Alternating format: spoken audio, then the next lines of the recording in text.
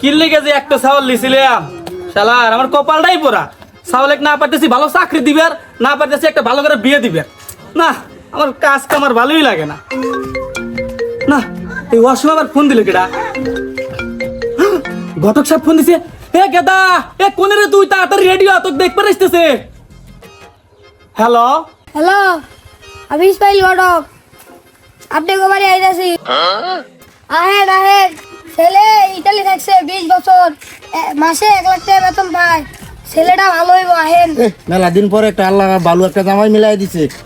গেদা শোন, আজকে যেভাবে হোক বাপ বেটা দুজন চাপা দিয়া এই বিয়েরা কিন্তু ওয়াই লাগবি। হ্যাঁ আচ্ছা তুই থাক, আমি তাড়াতাড়ি যাই, ঘটক সাহেবটা গেলি আসি।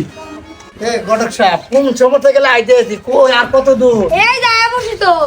আরে বেশ আপনি আয় বসেন, ভালো আছেন না? আসেন আসেন আসেন আসেন আসেন, বসেন বসেন। হঠাৎ করে এরকম আয় বললেন, বুঝলাম না।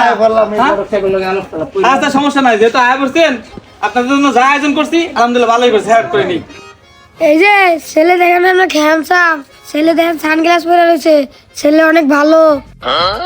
বিআই সাহেব মাশাআল্লাহ, আপনার ছেলেটা খুব সুন্দর, তো তার সাথে আপনার বাড়িটাও আমার খুব ভালো লাগছে, খুব পছন্দ হয়েছে। বিয়ে সাহেব আসলে আপনার বুঝতে ভুল হয়েছে, বাড়ি কিন্তু আমার এটা না, এটা হলো আমার ভাইয়ের বাড়ি।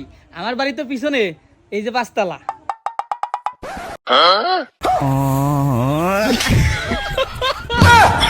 কি